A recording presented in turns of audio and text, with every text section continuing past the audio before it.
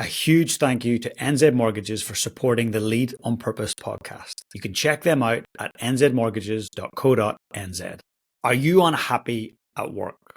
Or do you have people at work that are clearly unhappy, disengaged? When we look at the peer-reviewed studies around disengagement, people who are not engaged at work, it's shocking, right? We think of the productivity and effectiveness of that. It's not looking good. But more importantly, when we have unhappy people, it should concern us.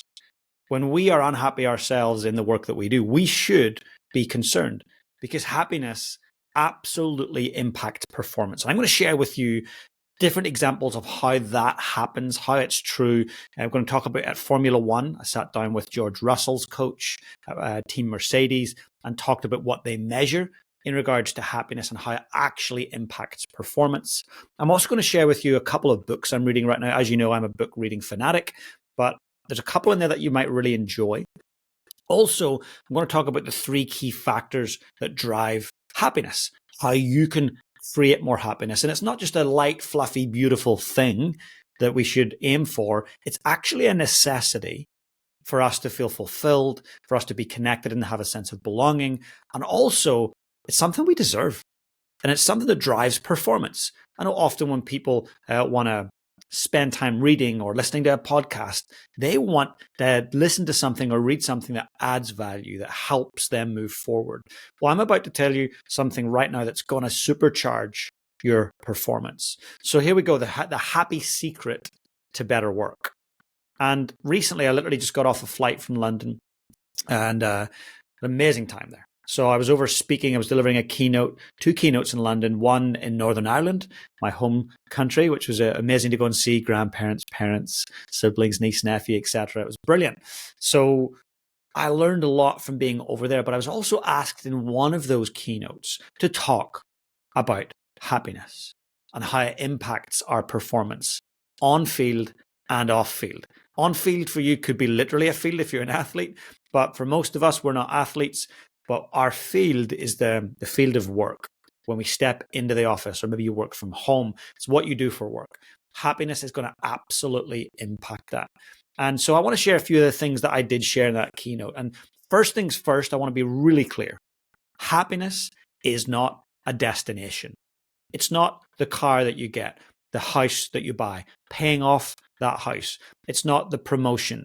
It's not the new book. It's not the relationship you've always longed for. Getting the thing does not drive consistent long-term happiness at all. Happiness is not a destination. Happiness to me is a direction. Happiness is simply moving towards something. Happiness is in motion. When we are idle, I promise you we are not generally very happy. If you sit on a beach in Spain or Fiji or Tahiti, wherever, if you sit on that beach every day, drinking the same cocktails, having the same lunch, talking to the same people, going to bed at the same time, I promise you, eventually you will be unhappy. First 2 or 3 days, you might be on cloud 9, but eventually you will become despondent, unhappy. You'll start to become complacent. Apathy will kick in. So happiness to me is moving towards something. And I'll get even more specific about that. Before we do that, though, I want you to think about this. Helplessness cripples happiness. If you feel helpless, that you have no sense of control over your environment, your direction, your job, your health, your relationship, if you feel helpless, it generally means you're pretty unhappy.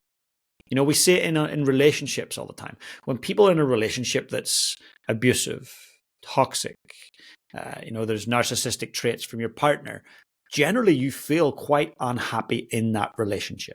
It's no different at work.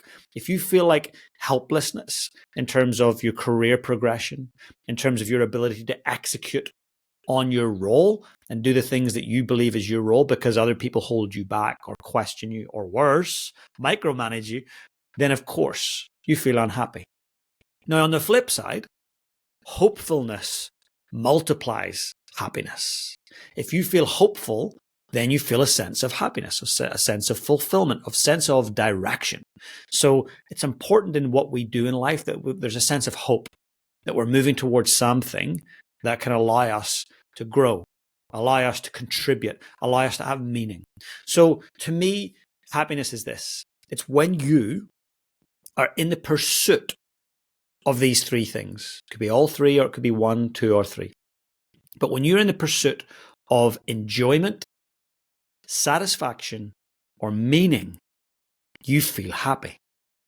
When you're not in the pursuit of one or more of those things, you don't feel happy. You feel maybe miserable, maybe unhappy, maybe a sense of mediocrity, a sense of apathy, a sense of boredom, a sense of being unfulfilled. So those three things are important. When you're in the pursuit of enjoyment, satisfaction, or meaning, you're happy. Another word for meaning is purpose. Of course, this is lead on purpose that you're listening to right now. So I'm all about, hey, how do we pursue that thing? Look, talking to George Russell's coach. So for those that are not into sport, many of you will be, many of you won't be. George Russell is a Formula One driver with Team Mercedes. Sat down and interviewed his coach, Alex Casanovas. And you can listen to that. I'll ask my team to put the link in the show notes to that interview. But we were talking on air and off air about George's performance. Some days he has great performance, other days he doesn't, just like the rest of us.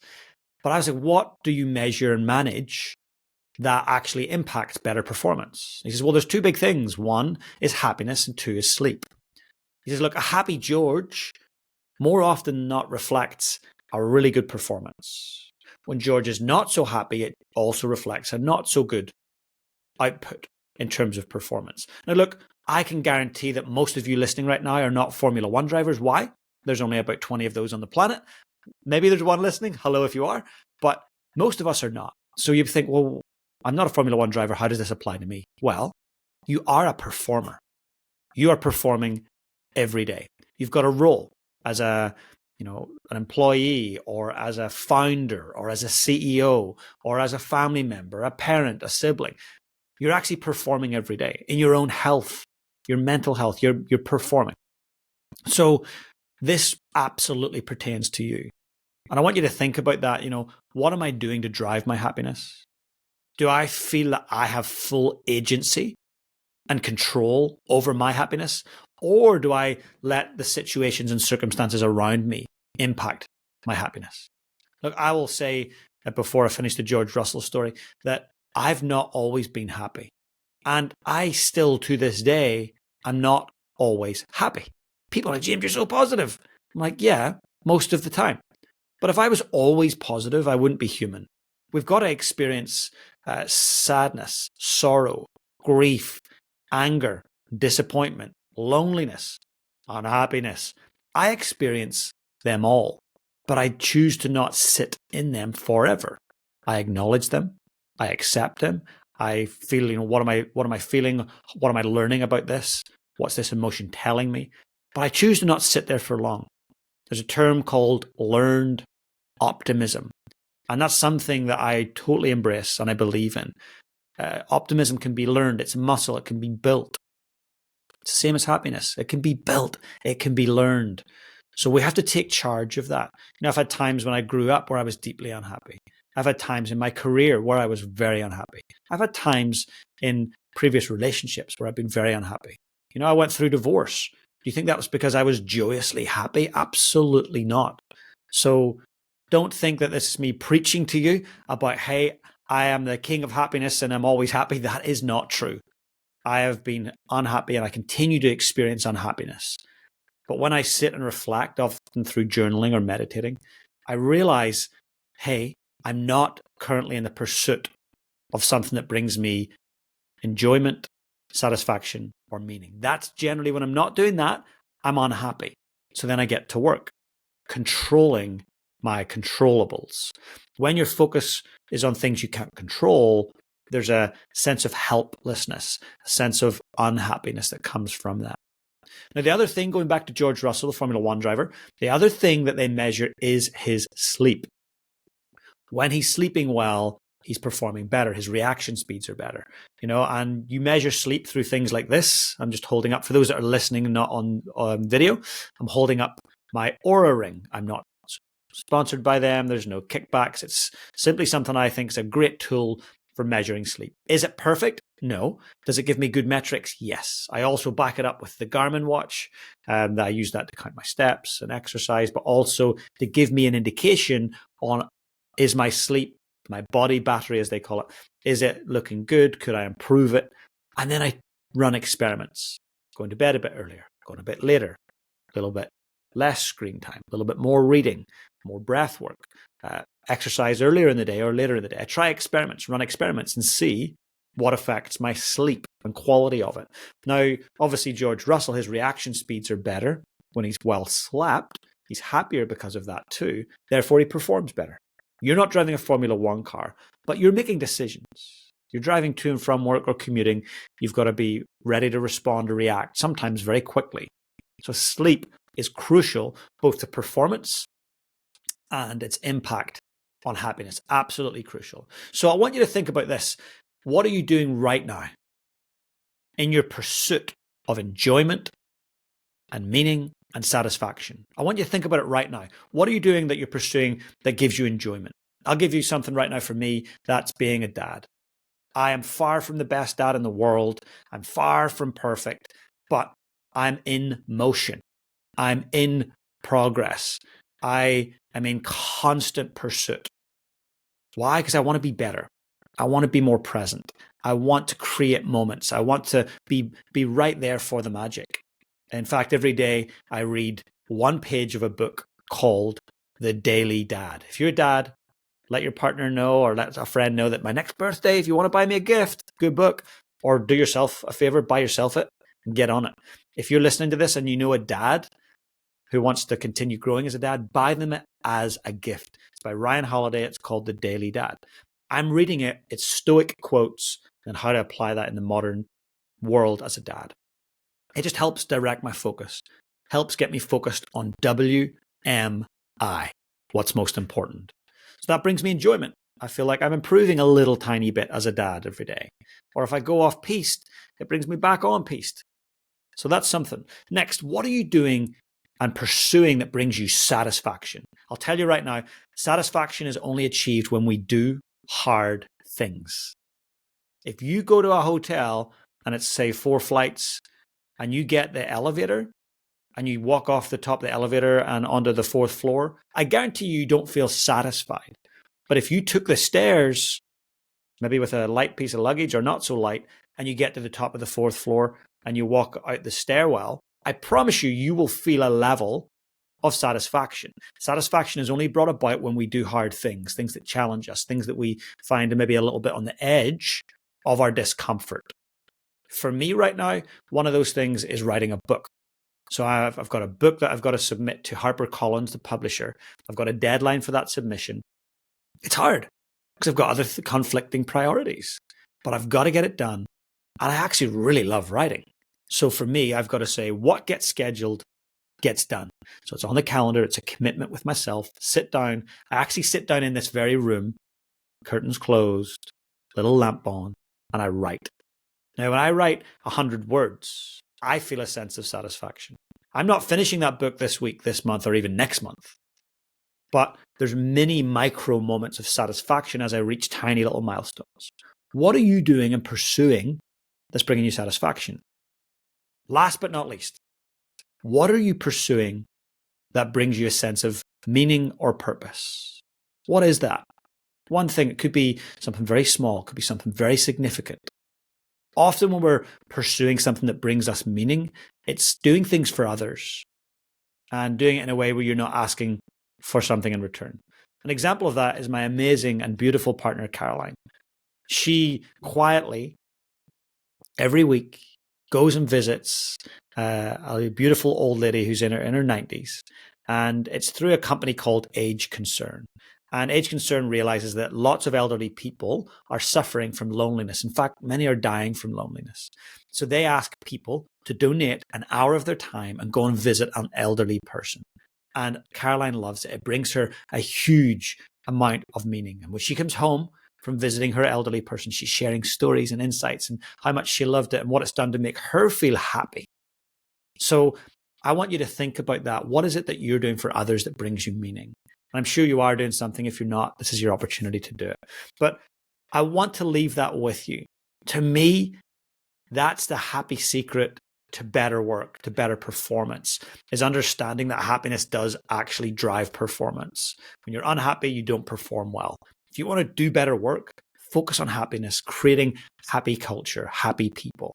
Understanding unhappiness is a part of life, but you don't need to choose to sit there. You want to choose to control your controllables.